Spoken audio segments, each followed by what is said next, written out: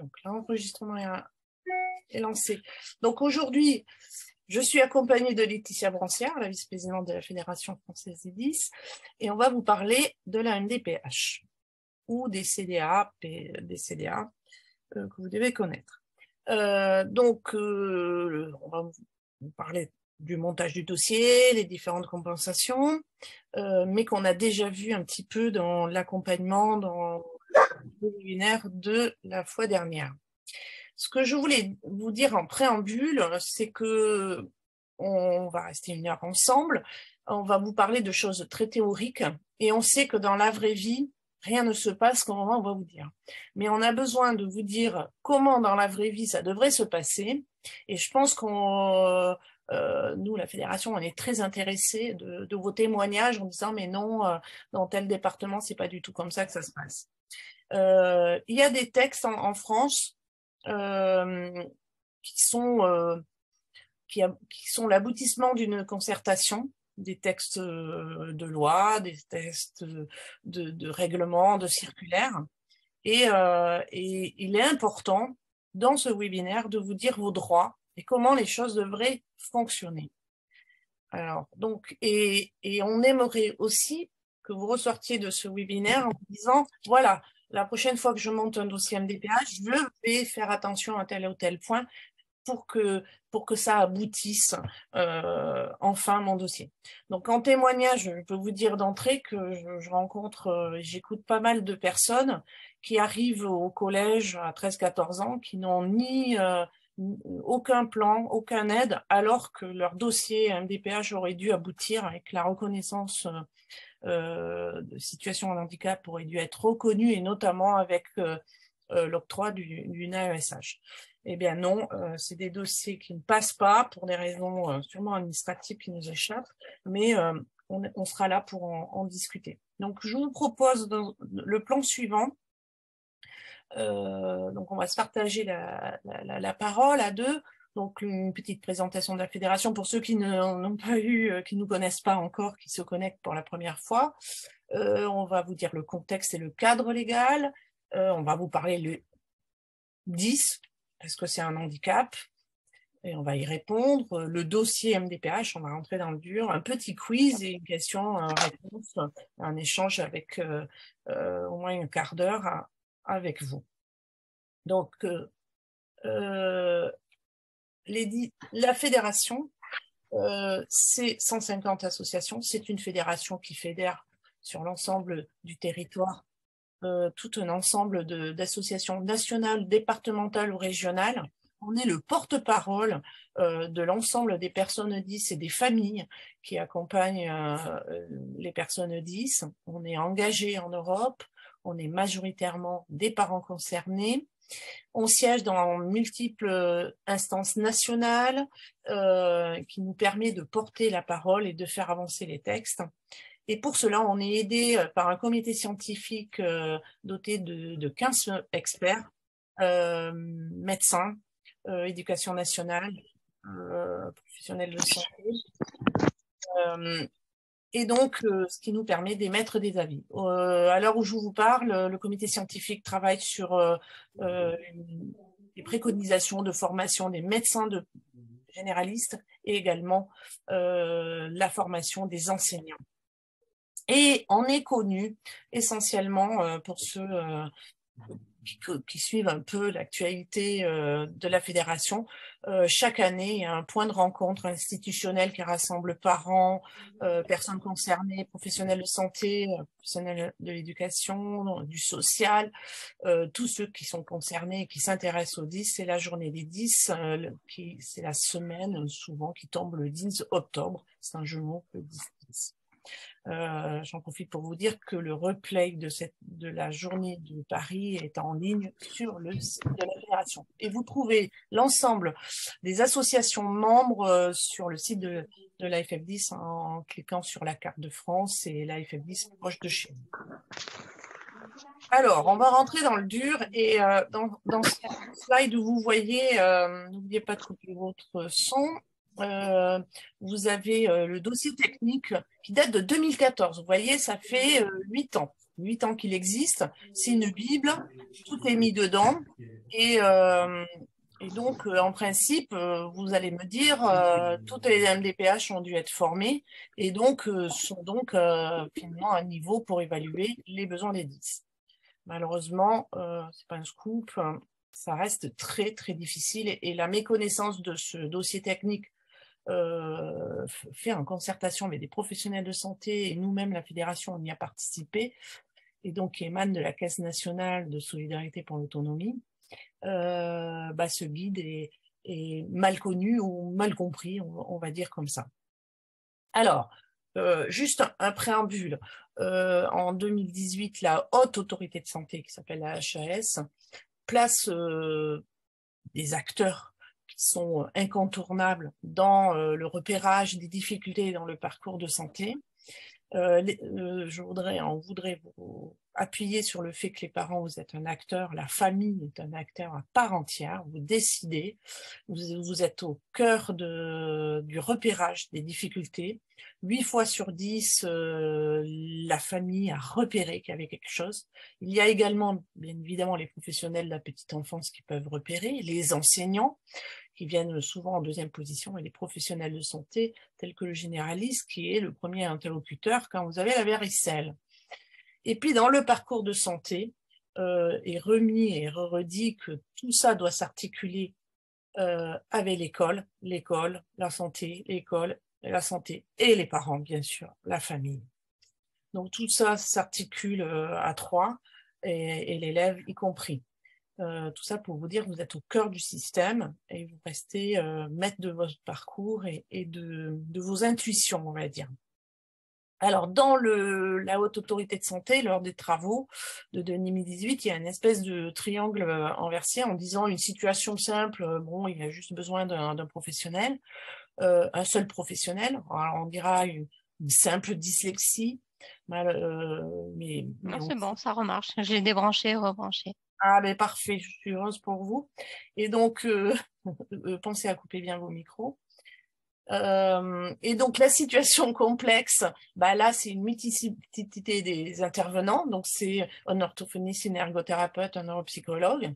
Et là, ça demande une coordination, une synthèse médicale. Moi, j'ai tendance à penser, hein, et ce que le dit la Haute Autorité de Santé, hein, c'est pas que Nathalie Gros qui le dit, il y a besoin d'une synthèse médicale solide pour poser le diagnostic de 10, pour ne pas passer à côté d'autres pathologies qui malheureusement ne s'accompagnent pas souvent de la même façon, même si l'orthophoniste, bien évidemment, accompagne beaucoup de jeunes. Donc, il faut retenir aussi qu'il y a une comorbidité très importante, l'association de troubles entre eux, et la réponse insuffisante de la première intention ne suffit pas. Les situations très complexes, c'est les centres de référence. Et donc, on a bien la famille, l'école, la santé, et on a la MDPH si besoin. Si besoin d'adaptation pédagogique, de matériel adapté, d'accompagnement, d'aide humaine, ou l'orientation vers un besoin de soins pluridisciplinaires qui s'appellent les CESAD dans le médico-social, ou les dispositifs ULIS. Donc vraiment, la MDPH est là dès le plus jeune âge et est vraiment le coup de pouce pour aider et accompagner l'école qui, malgré une pédagogie différenciée, n'a pas réussi à faire apprendre à lire, par exemple, votre enfant. Alors, juste un rappel de différents plans. Donc, nous, la fédération, on va être très clair, je dis tout ça. Seul pour les 10 dont le diagnostic est posé, sauf le projet d'accompagnement personnalisé, le PAP, ou le PPS, concerne les 10. Le PAI concerne quand il y a un trouble de la santé, par exemple, un diabète, la prise de médicaments pendant les cours. Et le PPRE, qui est souvent utilisé comme un préambule, n'est pas du tout adapté aux 10, mais il est souvent proposé en attendant qu'un médecin signe un PAP. Mais le PPRE n'est pas du tout dans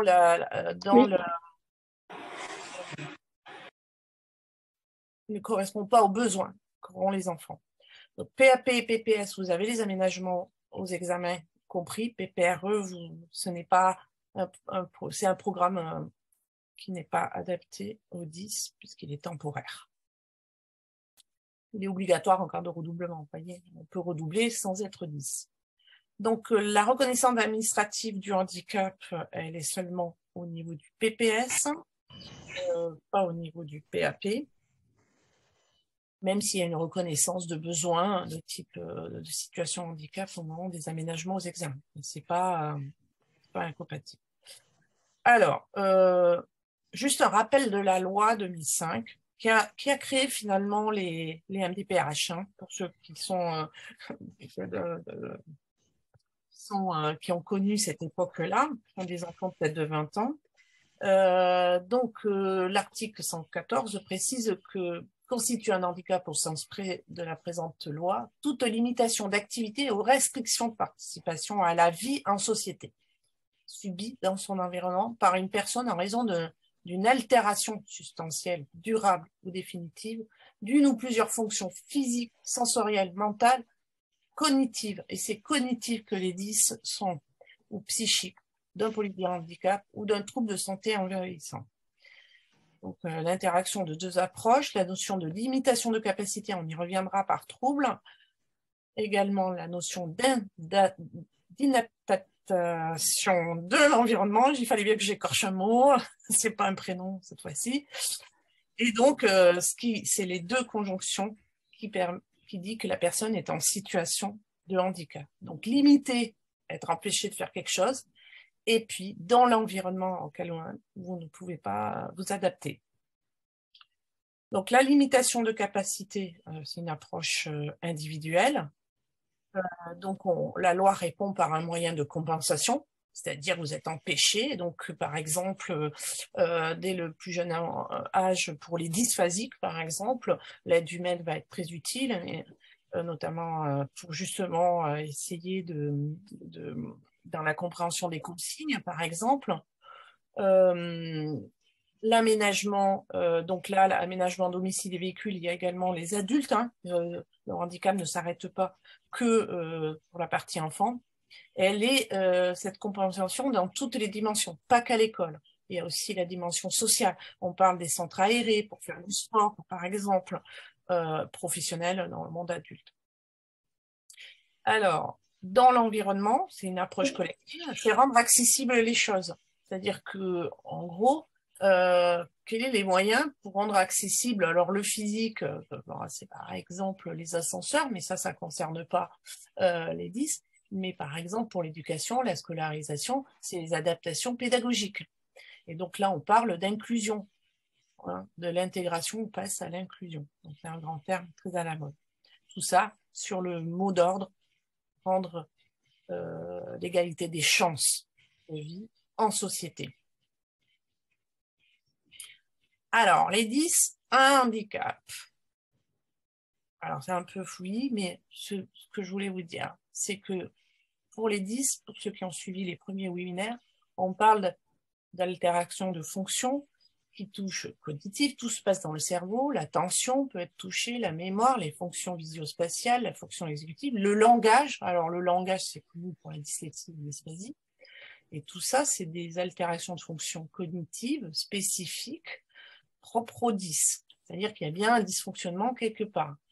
Donc, tout ça, c'est des processus cérébraux. Donc, c'est scientifiquement prouvé, c'est-à-dire que c'est pas une vue d'esprit, c'est pas les parents qui disent tiens, je suis pas à l'école. J'essaie de couper le son en même temps. Et donc, tout ça permet ces fonctions dysfonctionnantes, ont des problèmes de traiter l'information, la manipuler pour les dyspraxiques, par exemple, communiquer pour les dysphasiques. Vous voyez, tout ça empêche, et donc ça sert, toutes ces fonctions servent pour agir. Donc, vous avez différents troubles, et dont certaines fonctions sont altérées. Donc, je vous les redis rapidement. Hein, pour la dysphasie, c'est les troubles spécifiques du langage oral. La dyslexie, c'est l'acquisition du langage écrit, écrire et lire. Vous avez les les troubles spécifiques du développement du geste, mais qui est appelé TDC, troubles du développement de la coordination, qu'on connaît bien sous le nom de dyspraxie, les troubles spécifiques du développement de l'attention, les fonctions exécutives, vous avez les activités numériques, on connaît bien sur la dyscalculie, donc les capacités mnésiques peuvent être touchées, voilà. Donc tout ça, dites-vous, dans le meilleur des cas, il n'y a qu'un trouble, il y a une fonction touchée, mais souvent, elles sont combinées, par exemple la dyslexie avec la dyscalculie, la dysphasie avec la dyslexie, dyspraxique avec TDAH. Voilà. Et des fois, c'est plusieurs troubles.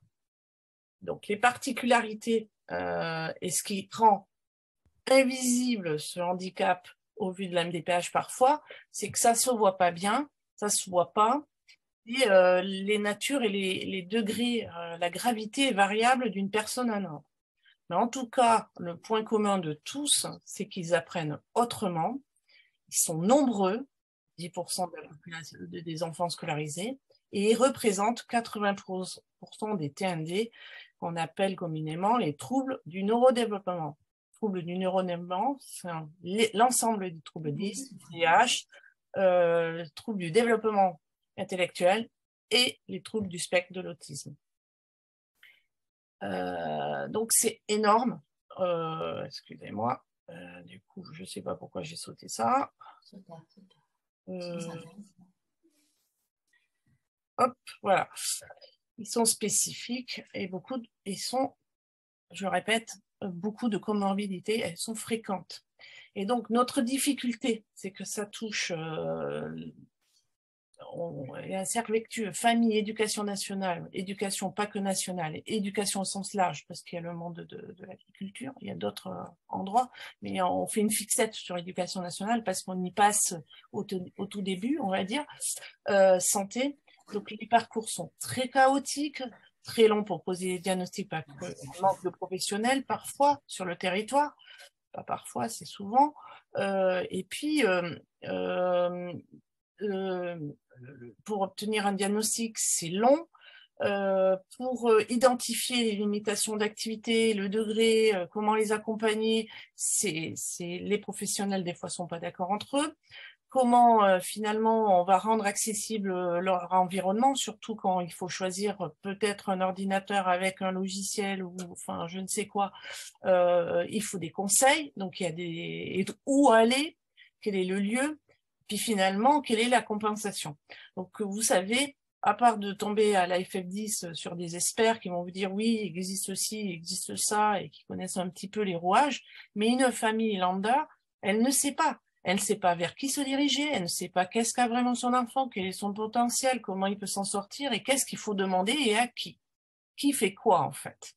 Parce que le scolaire a sa part à donner également. Il n'y a pas que les professionnels de santé. Tout ça doit se combiner tous ensemble, doit se coordonner, et s'écouter et se comprendre.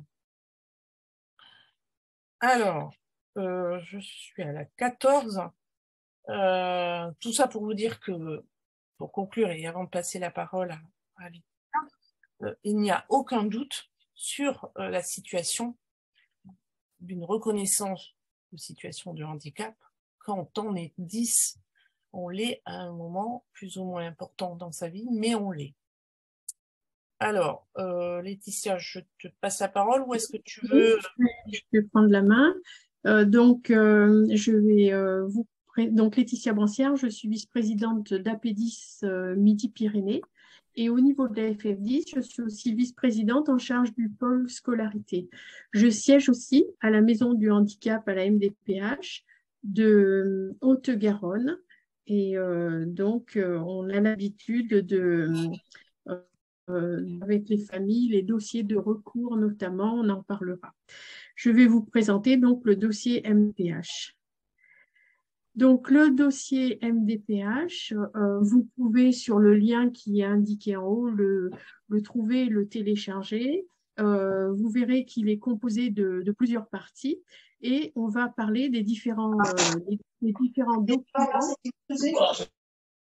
qu'il va falloir fournir quand vous allez faire ce type de dossier MDPH. Donc, quand on demande quand on s'oriente vers la maison du handicap, c'est qu'on a jugé que les adaptations pédagogiques n'étaient plus suffisantes quand elles sont dans le cadre d'un PAP que Nathalie a présenté tout à l'heure, mais qu'on va aller vers autre chose. On va demander de la compensation. On va voir sous quelle forme et on va commencer à remplir un dossier en allant sur le site de la MDPH. On peut créer un compte et le remplir directement, mais vous pouvez aussi télécharger ce document et le fournir.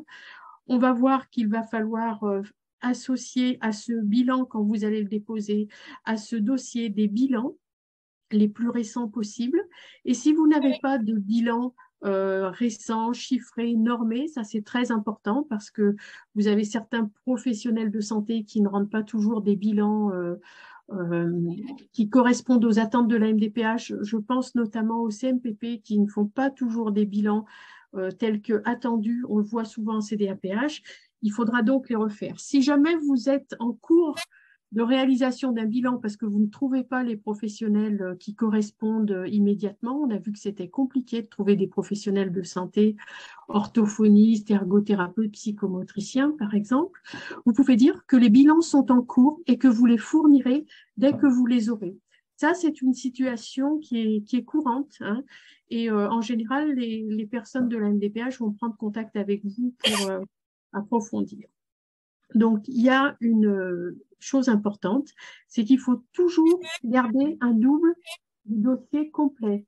On a plusieurs familles qui nous ont signalé que ce dossier-là, il avait été perdu par la MDPH. Je vous donne un exemple. La MDPH de Haute-Garonne, donc à Toulouse, reçoit 45 000 dossiers par an. Donc, on peut imaginer qu'il y en a qui passent à la trappe pour des raisons obscures, mais ça arrive. Donc, on va voir les différentes parties de ce dossier et les contraintes pour le renseigner. Donc, il y a une partie administrative où on va vous demander votre domicile, votre identité. La partie médicale où vous allez joindre les certificats de bilan. Il peut y avoir, si on va être sur un enfant ou sur un adulte, on va voir enfant, ça va jusqu'à jusqu'à 20 ans si vous êtes par la voie scolaire. Si vous êtes sur la voie professionnelle en CFA, par exemple, c'est jusqu'à 16 ans. Un enfant peut avoir 16 ans et être dans le pôle adulte.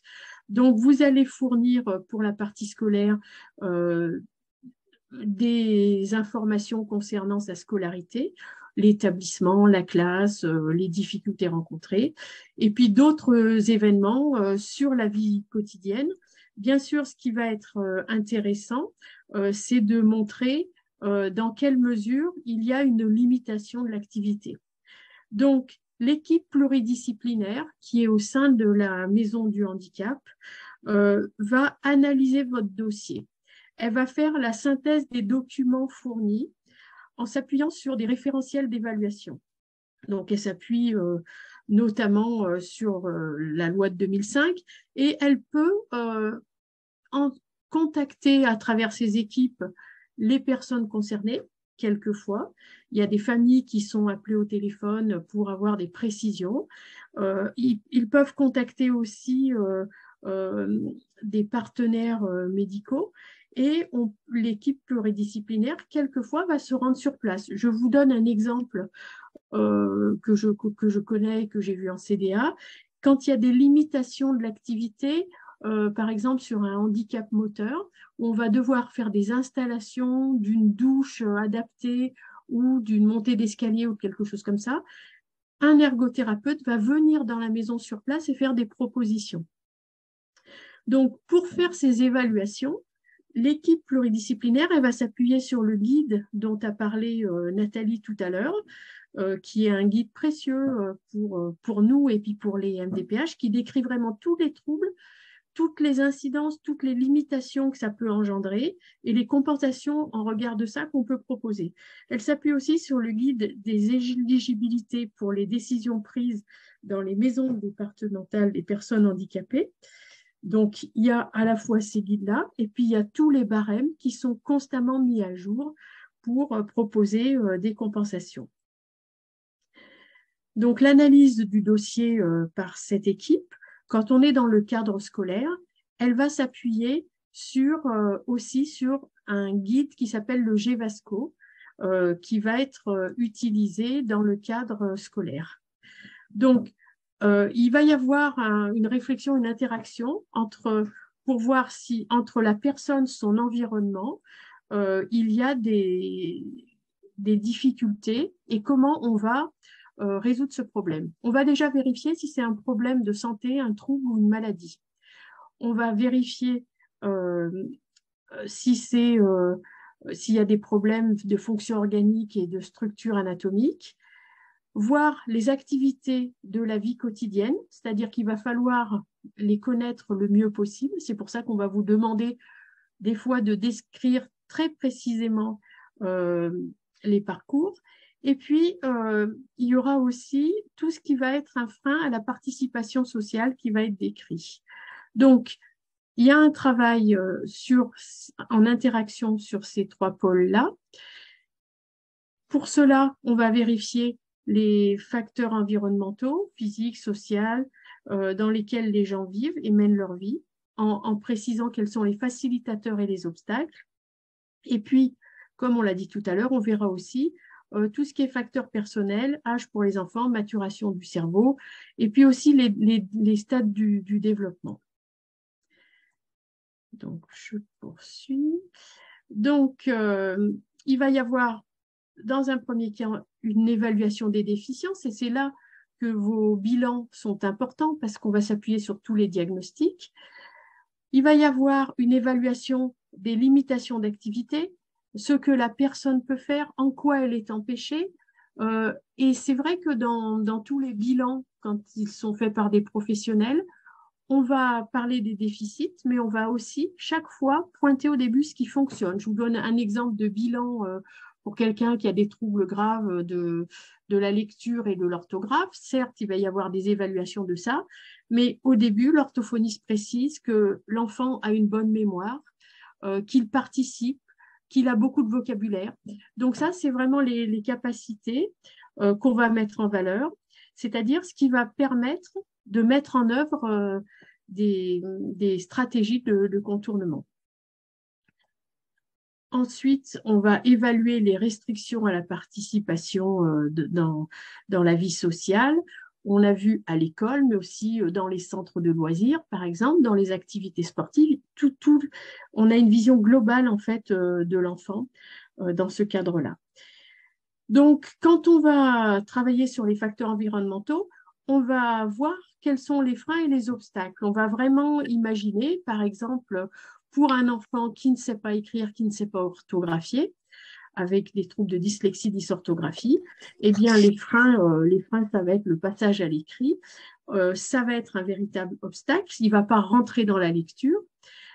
Et donc, comment on va compenser cette activité de lecture qu'il ne peut pas faire? Par exemple, mettre à disposition des manuels scolaires qu'il va pouvoir lire sur son ordinateur, lui fournir des supports numériques. Là, on rentre dans le pédagogique, mais on verra que c'est proposé dans le cadre du GVASCO aussi.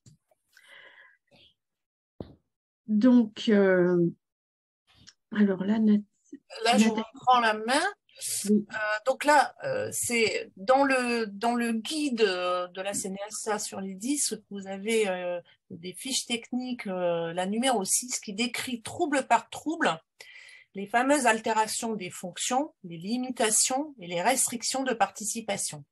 Et alors, que ça soit le médecin ou vous-même, quand vous décrivez les problématiques, il est important de vraiment nommer les choses, les décrire, parce que c'est comme ça que l'équipe pluridisciplinaire de MDPH va déterminer les besoins et surtout l'étendue des besoins. Et souvent, le certificat médical, il y a marqué juste dyslexie et ça suffit pas, il faut vraiment décrire le truc. Alors, pour le langage oral, les dysphasies, Donc, les altérations de fonction, pour ceux qui connaissent bien la dysphasie, il y a des aspects phonologiques, c'est-à-dire la façon de prononcer les mots, le lexique, trouver les mots, la syntaxe qui est pas bonne. Pour les très jeunes, sujet, verbe, complément, c'est pas installé, et ils n'ont pas accès au pragmatique. La perception auditive, c'est-à-dire qu'ils entendent des mots, mais ils n'arrivent pas à les répéter. Donc la réception et l'expression du langage parlé est un peu défaillant, c'est-à-dire certains, c'est des dysphasies très expressives, donc ils n'arrivent pas à finalement parler correctement, et donc ils n'intègrent pas toutes les fonctions du langage. Donc, les limitations de fonction, on se dit, tiens, comment ça se traduit? Donc, eh bien, évidemment, la communication se fait mal. À la maternelle, ils ne chantent pas. Ensuite, quand il faut passer des entretiens d'embauche, c'est très difficile parce que les mots s'embrouillent. Pour certains qui ont un trouble du langage oral, il y a encore des traces ou des hésitations, même à l'âge adulte. Donc, l'acquisition du langage, c'est comme si vous appreniez une langue étrangère dans votre langue maternelle. C'est un peu comme ça qu'on le traduit, parce que apprendre à parler est très difficile. Donc, pour transmettre des informations, pour dire, par exemple, si vous avez un besoin, vous n'arrivez pas à vous exprimer. Donc, ça crée, voilà, donc il y a vraiment, à la maternelle, beaucoup de soucis, on va dire. Hop. Donc, du coup, donc, quand la compréhension est touchée, c'est pas facile. Et donc, je suis embrouillée quand les gens parlent, limite. Et donc, évidemment, lire, écrire, calculer, obtenir de l'information peut être difficile. C'est là qu'il faut bien le décrire. Il y a des dysphasies qui apprennent à lire, mais ils ne comprennent pas ce qu'ils lisent. Mais par contre, ils n'arrivent pas à calculer. Et quand il faut retranscrire dans l'information, par exemple, une récitation, ils n'arrivent pas à la réciter. Donc ensuite, les restrictions de participation, c'est les impacts dans l'interaction sociale. Et ça, il faut le mettre. C'est pas qu'à l'école le problème. Une dysphasie, le problème, il est à la famille, dans les loisirs, mais pas qu'à l'école. Et tout ça, il faut le mettre, c'est-à-dire pour exprimer ses sentiments, des difficultés à exprimer quand on rentre chez un commerçant. Ouais, c'est vraiment ne pas pouvoir exprimer clairement ce qu'on veut est assez gênant. Ça paraît évident comme ça, mais un trouble du langage oral, ça a vraiment des impacts dans la vie de tous les jours. Surtout quand on n'arrive pas à se faire comprendre. Donc le langage écrit, qui est les dyslexies, qui est très très connu, et pour autant mal évalué parfois auprès de l'administration, on va dire. Donc les altérations de fonction, la réception et l'expression du langage écrit, mémoire à court terme, l'attention, les perceptions visuelles, enfin bon bref, perception auditive des mots. En gros, la phonologie peut être touchée. Bon, je vous décris pas, mais les limitations de fonction, elles sont clairement dans la lecture, la lenteur de la lecture, la compréhension de la lecture, les erreurs orthographiques ou les erreurs carrément, il n'y a pas que l'orthographe qui est touchée, c'est-à-dire la phonologie, ils n'écrivent pas le son, les mots sont, vous pouvez pas relire après eux tellement que ça ressemble à des mots, mais la phonologie est complètement déformée, et donc du coup, ça génère quand même en termes de communication, de pas pouvoir écrire ou lire, ça génère beaucoup, et tous les troubles 10, une perte de l'estime de soi qui est quand même très importante, voire des déprimes, hein, et un manque de confiance qui est énorme pour tous les troubles, hein, mais la dyslexie aussi. La restriction de participation, elle est à marquer dans le dossier. C'est scolaire, mais pas que, parce que dans la vie quotidienne, vous devez lire un mode d'emploi, un CERFA pour remplir le dossier MDPH. Quand vous êtes adulte et que vous savez pas bien lire et pas bien écrire, vous n'arrivez pas à accéder à vos droits, tout simplement. Pour ceux qui passent le permis, lire un panneau, c'est parfois très compliqué. remplir un questionnaire, etc. Donc, tout le long de la vie, ça pose vraiment des problèmes parce qu'on passe par l'écrit et ne pas savoir lire ou pas bien lire pose vraiment, c'est un vrai handicap. La dyspraxie pour les troubles de développement de la coordination, donc là, c'est dès le jeune âge.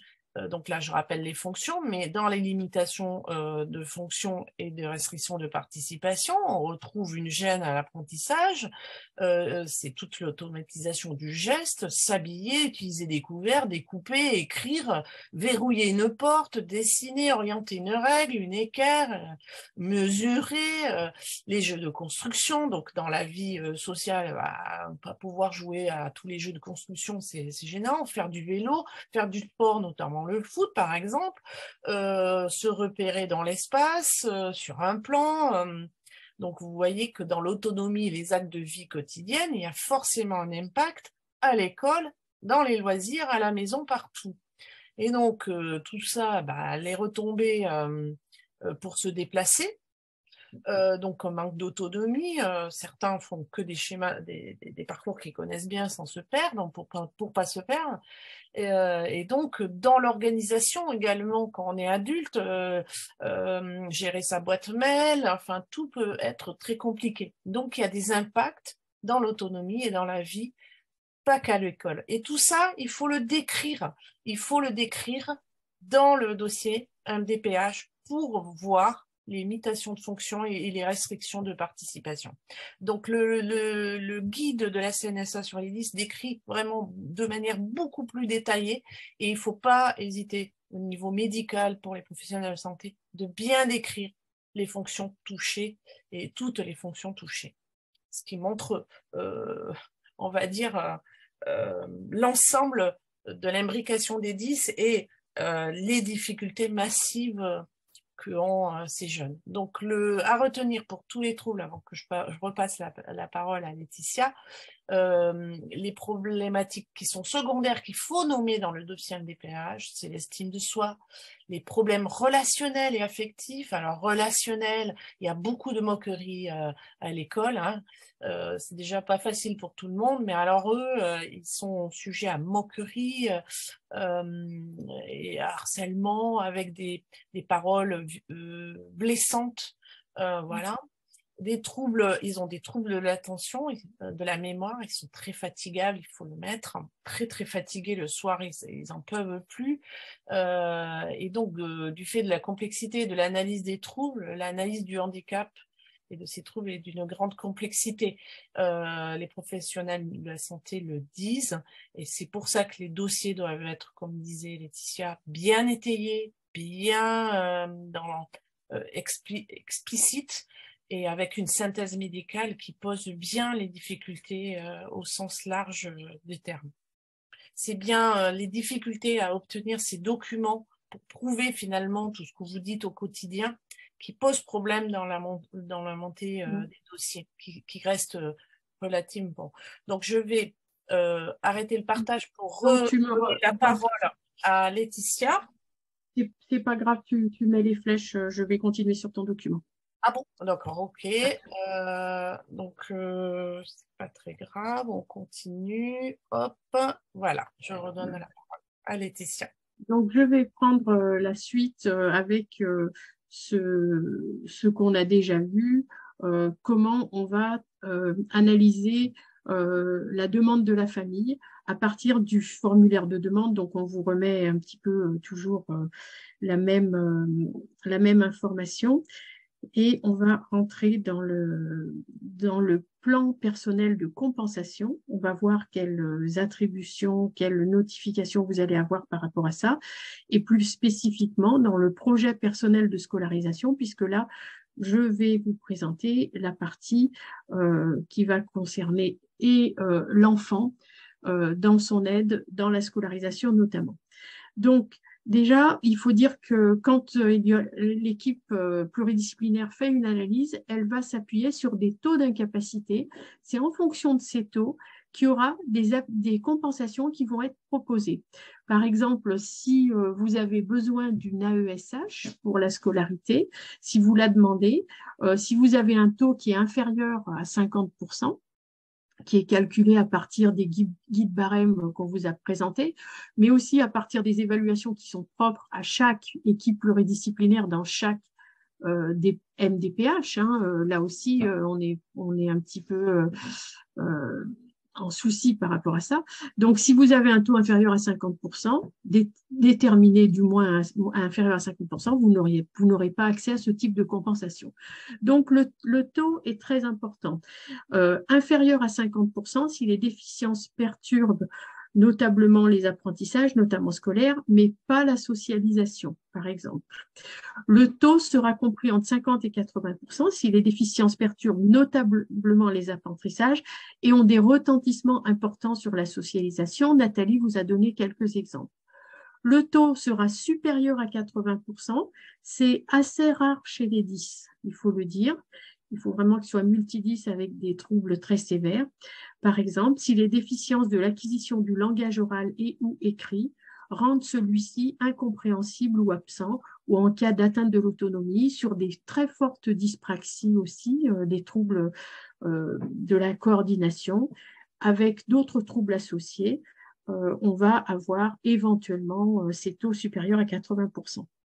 Donc, pour ce qui est de la scolarité, la DGESCO, c'est la circulaire interministérielle de l'éducation, qui précise que le taux peut être modulé dans les situations où l'existence a un retentissement sur les apprentissages, mais pas sur la socialisation.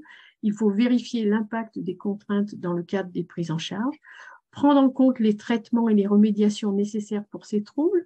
Il faut savoir que notamment des prises en charge avec des orthophonistes, des psychomotriciens, des ergothérapeutes, des psychologues, par exemple, peuvent être pris en charge sur le temps scolaire, notamment grâce au CESAD, aux soins à domicile. On va prendre en compte aussi les contraintes géographiques et on va voir aussi que... Alors, voilà. Il va y avoir, donc là, il y a la possibilité aussi d'avoir un taux transitoire majoré.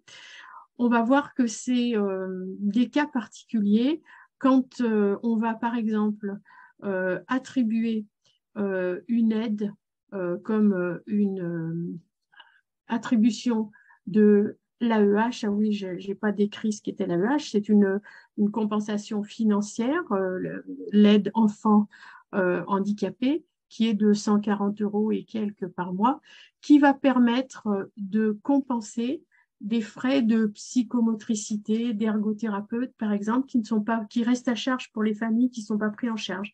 Donc, dans certains cas, on va prendre en compte la difficulté de la famille par rapport à ces prises en charge et on va dire on attribue pendant 2 ans cette AEH pour qu'il y ait une prise en charge de la remédiation. Donc, le CERFA comporte le CERFA de demande que vous allez déposer comporte plusieurs parties, on l'a vu, administrative, sur la scolarité, sur la vie sociale. Il permet à la famille ou aux jeunes d'exprimer ses attentes, ses souhaits, ses besoins à long terme. Il est composé, il y a dans ce document-là un projet de vie. Donc, je précise que le projet de vie n'est pas obligatoire, mais il permet à l'équipe pluridisciplinaire de mieux comprendre la situation. En fait, ce qu'il faut savoir, c'est que la plupart des dossiers, la très grande majorité des dossiers, ne sont étudiés par les équipes pluridisciplinaires que sur votre demande écrite, accompagnée des diagnostics. Je vous ai dit tout à l'heure que l'équipe pouvait vous contacter, mais ça reste extrêmement rare. Et pour les troubles 10 dont on parle, nous, on ne connaît pas tellement de cas où ça s'est produit. Donc, il va falloir être dans ce dossier de vie, dans ce projet de vie, qui en fait n'est pas réellement un projet, même s'il en est un petit peu un.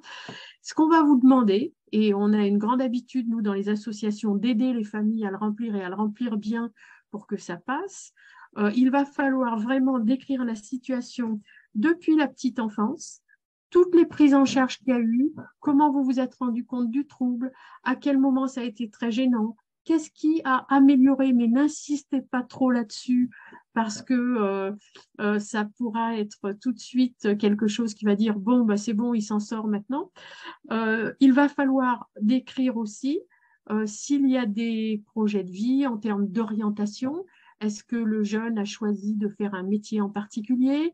En quoi son trouble va avoir besoin de plus de compensation? Il va falloir exprimer les besoins de prise en charge médicale ou paramédicale. Et puis aussi parler de la vie en famille avec la fratrie, parler de tout ce ce qu'a expliqué Nathalie concernant la situation d'estime de soi, les problèmes psychologiques, parce que ça, c'est vraiment des conséquences importantes de ces troubles. Donc, voilà.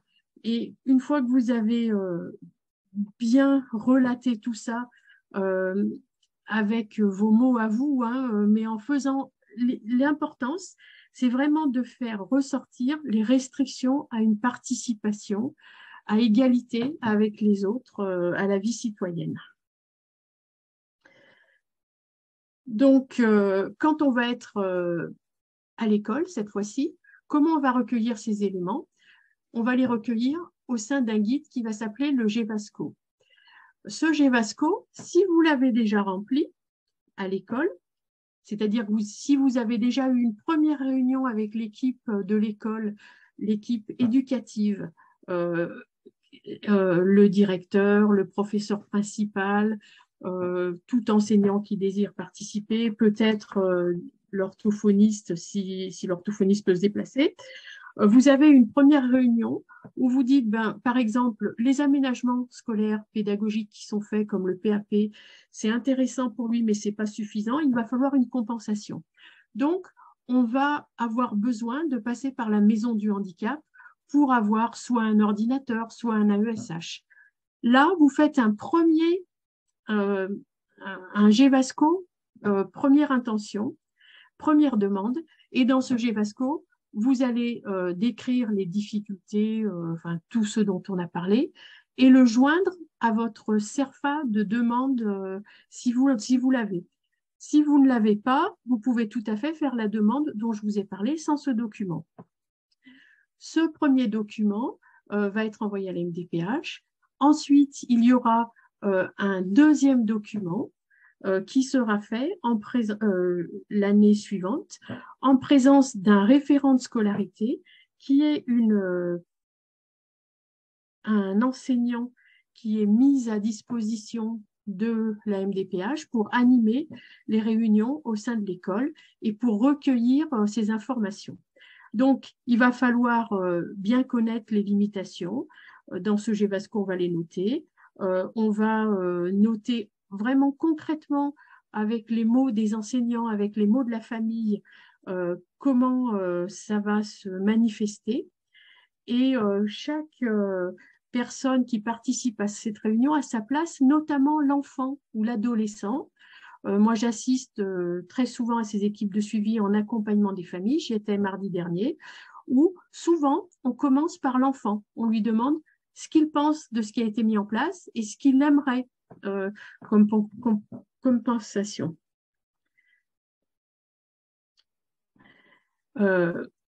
Donc, dans le cadre du plan de compensation, ce GEVASCO va permettre de mettre en place un projet personnel de scolarisation. Alors là où Nathalie vous disait, il y a quelquefois des décalages entre les textes réglementaires, ce que je vous décris, et la réalité, c'est qu'aujourd'hui, le PPS n'existe pratiquement plus, il n'est plus formalisé par les MDPH ni par les établissements. Souvent, tout le monde s'appuie sur le GEVASCO, point barre.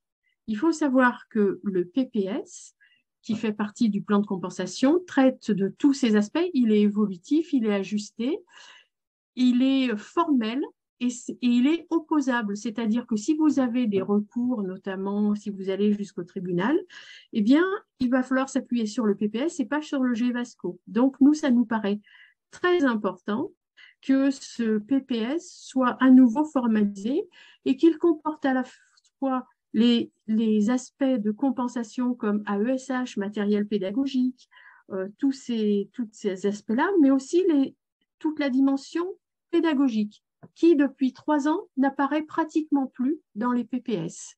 Et ça, c'est très dommageable parce que quand on veut faire un recours, eh bien, on ne peut plus s'appuyer là-dessus. Donc, j'avance un peu parce que, voilà. Alors, ce PPS, il va proposer différentes choses, des orientations en milieu ordinaire, en milieu protégé ou avec du soin à domicile, les mesures pédagogiques, on en a parlé, le matériel pédagogique adapté, logiciel, ordinateur et autres. Et puis, il va proposer aussi des aides humaines et des prises en charge avec des spécialistes. Donc, j'avance. Alors, ce qu'il va falloir, quand vous aurez des propositions du plan personnalisé de compensation, vous allez recevoir un document de la MDPH qui va vous faire une proposition, qui va vous expliquer ce qu'elle a retenu pour votre enfant, et elle va vous demander, et ça c'est très important, on ne le sait pas toujours, il y a une date et on vous demande de réagir dans les 15 jours pour dire si vous êtes d'accord avec cette proposition. Et c'est là où souvent il peut y avoir des coups de téléphone de l'équipe qui vous dit « Ah bon, vous n'êtes pas d'accord, pourquoi ?»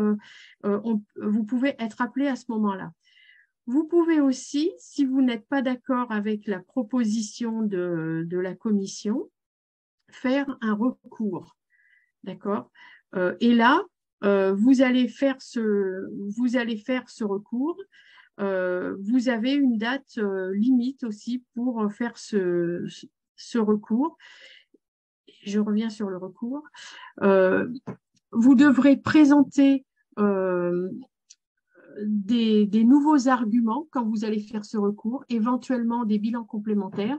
Et souvent, ce qu'on propose, nous, dans les associations, c'est de vous faire accompagner par les associations, puisque nous siégeons souvent dans les CDAPH où ces recours vont être analysés.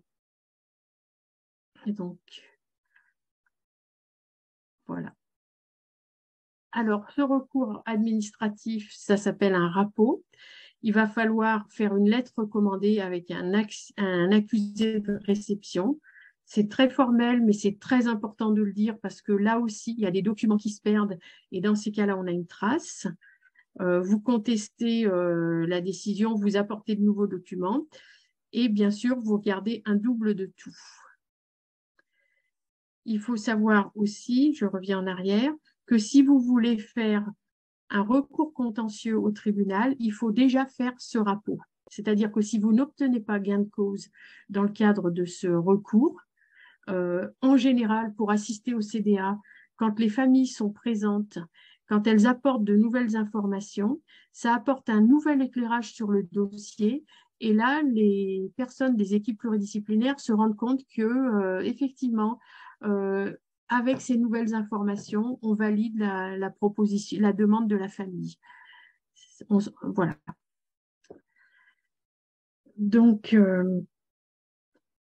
la saisie de la MDPH relative au parcours scolaire d'un enfant en situation de handicap pourra bénéficier d'un PPS, même s'il ne comprend que des aménagements pédagogiques. Oui, ça, il faut le savoir aussi, parce on n'est pas obligé spécifiquement de demander des aides humaines, par exemple, ou du matériel pédagogique. Donc, je te laisse prendre la main, Nathalie, pour finaliser sur le projet personnel de scolarisation. Voilà. Il faut vraiment le projet personnalisé de scolarisation, le fameux PPS, les textes disent qu'il doit être élaboré par la MDPH et on a de moins en moins de projets personnalisés rédigés. Et c'est ce qui fait foi et qui est opposable. Et il doit bien être marqué les mesures pédagogiques, le matériel. Et c'est là que doit être bien marqué les besoins lors des examens également. Parce que tout ça doit être coordonné, tout le monde là. Bien sûr, il y a une copie à tout le monde. Tout le monde faut bien évidemment garder ce document précieusement. Tout le monde doit le connaître, mais dans la vraie vie, l'enseignement, tous les enseignants ne le lisent pas, quoi. Je parle surtout au collège et au lycée où il y a plusieurs enseignants. Donc, il est révisé au moins à chaque changement de cycle. Il peut être révisé à la demande de la famille et chaque fois que la situation est nécessaire, c'est-à-dire le besoin, un nouveau besoin, il peut être révisé. Donc voilà, il est donc là document mise. Donc le fameux projet personnalisé de scolarisation avec les besoins spécifiques, on le trouve. Alors, ce que je voulais dire, c'est que tous les dossiers MDPH, le formulaire se trouve sur le site internet, hein, et certains MDPH ont dématérialisé, c'est-à-dire vous pouvez envoyer un dossier, on va dire numérique, mais pas toutes. Il faut vraiment aller sur le site justement de la MDPH en question pour voir s'il propose la possibilité d'envoyer le dossier. Bon, voilà, donc c'est fait un peu une articulation bien particulière, mais la loi 2005, elle est bien basée sur la notion de compensation du handicap. On n'efface pas le handicap, on essaie de le contourner, mais il est toujours présent. Et donc, quand il y a une nécessité de compensation avec une aide humaine, des moyens financiers pour financer, par exemple, l'ergothérapeute via l'AEH, on a besoin de taper à la porte de la MDPH. Voilà. Donc, aussi, et je le redis, Laetitia l'a dit, on vous invite à participer, à assister, à être reçu ou participer à la décision de la CDAPH pour vraiment expliquer au quotidien. Et c'est vrai que les mots sont plus faciles que de rédiger. Et voilà. Donc, le temps tourne. Donc, ce que je vous propose, c'est de passer à un petit quiz et on échangera quand même si il est 21h et on a un petit peu dépassé le timing. Ce que je vous propose, c'est de lancer le sondage pour voir si vous avez tout compris. Alors, c'est des 3 petites questions. Donc, je vais passer plutôt aux questions. 3 questions, je lance le sondage, c'est juste pour voir, vous inquiétez pas, vous n'êtes pas noté à la fin. Donc le sondage est lancé. Est-ce que Laetitia, tu le vois? Oui, non? Oui, je le vois. Bon. Alors, le PPS veut dire plan pour le scolaire, vrai ou faux? Pour l'AEH, la fameuse allocation d'éducation de l'enfant handicapé, donc son attribution, elle dépend de l'attribution d'un taux d'incapacité, il doit être supérieur à 50%. Et l'attribution peut être de manière transitoire, limitée dans le temps. Est-ce que c'est possible pour les 10? En gros, c'est pas une AEH pendant X années. On peut le donner pendant 2 ans et les compléments peuvent aussi être donnés sur un temps court pour financer, notamment pour ceux qui ont des troubles du langage oral, participer au Macathon, une méthode qui demande financement. Être formé au Macathon peut faire partie du financement via les compléments de l'allocation d'éducation de l'enfant handicapé. Vrai, faux. La 3e question, c'est la reconnaissance de la qualité de travailleur handicapé RQTH. C'est une décision qui relève de la MDPH. Vrai ou faux?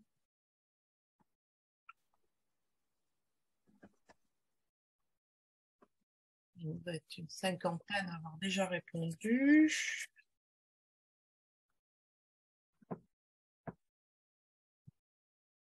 Dans 1 minute. L'important, c'est de pouvoir voir si vous avez compris les messages les plus forts, notamment la 2e question. On y est très attaché et on pense qu'une aide temporaire, limitée dans le temps, permet à beaucoup de familles, à beaucoup de jeunes, par exemple, d'appréhender avec l'ergothérapeute les outils. Et pour ça, le financement, malheureusement, le reste à charge est total pour les familles, sauf si l'allocation d'éducation de l'enfant handicapé, AEEH, est attribuée. Donc, elle est nécessaire de manière transitoire. Alors, si vous le voulez bien, je vais mettre fin. C'est pas grave si vous n'avez pas tous répondu, hein. Mais l'idée, c'est de vous dire un petit peu ce qu'il fallait partager. Donc, je ne sais pas si vous voyez les résultats. Laetitia, tu vois quelque chose? Oui, non? Bon, en gros, le PPS, le fameux PPS, veut dire projet personnalisé de scolarisation. Mais ce n'est pas un plan pour le scolaire. Donc, vous êtes 84% à répondu que c'était faux, bien évidemment. Ensuite, pour l'AEH, vous êtes la majorité. Là, je vous félicite. 93% ont dit oui, c'est vrai. Et vous avez raison, c'est possible. Et la dernière question, vous êtes majoritairement, vous avez dit bien sûr que la FQTH, c'est une décision qui relève de la MDPH. Pour 85% d'entre vous, vous avez répondu oui et vous avez raison. Donc, bravo pour les réponses. Ça veut dire qu'on a été clair au moins sur ces points-là. Donc, peut-être qu'on va prendre des questions, un peu d'échange. Donc, on vous remet un peu la doc. On vous redit que vous avez plein de ressources disponibles sur la fédération, des publications. Et je vous remets le lien et vous incite à aller sur notre site pour aller voir et assister et revoir les vidéos de la 16e journée nationale des 10. Le prochain webinaire est le 13 décembre sur les aménagements aux examens. Oui, AEH pour une séance psy. J'ai répondu quelques fois aux commentaires et Nathalie aussi. On n'a pas pu répondre à tous parce qu'on faisait nos interventions. Il y a une demande sur notre contact, c'est contact@ff10 en minuscule. C'est ça, Nathalie.com. .fr. Donc, contact@ffdys.fr. Donc là, vous pouvez nous contacter par ce biais. Voilà, n'hésitez pas à prendre la parole si vous prenez la parole. Poser une question. Voilà. Maintenant, pour nous poser vos questions en direct, parce que c'est vrai que c'est assez théorique et c'est un millefeuille, c'est complexe. C'est pour ça qu'on a fait ces webinaires avec cette thématique, parce que pour les familles, c'est quand même un petit peu complexe. Oui, bonsoir. Moi, je voudrais bien prendre la parole. Donc, je me lance. Moi, je suis la maman d'une petite fille de 5 ans et demi. Je vous ai fait des messages. Oui. Et en fait, on est tout juste dans la découverte de ces 10. Donc, elle est multi-10, hein, sensiblement, la dyspraxie, dyslexie. Enfin, je crois qu'elle en a pas mal. Et en fait, moi, je découvre, hein, c'est quelque chose que je connaissais pas du tout. Et en vous écoutant, eh ben, je suis choquée parce que je pensais pas que c'était une souffrance telle. Alors, c'est vrai qu'elle est petite et que du coup, elle fait beaucoup de crises des fois quand elle n'arrive pas à se faire comprendre. Et par manque de mots, hein, j'imagine, parce que du coup, elle a du mal à se faire comprendre. Mais là, quand j'écoute, j'entends ce que vous dites, ça me fait peur parce que ça a l'air d'être une sacrée souffrance et que du coup, je tombe un peu des nues, quoi, je vous cache pas. La chance, c'est que votre enfant elle a 5 ans et qu'on a déjà posé le diagnostic.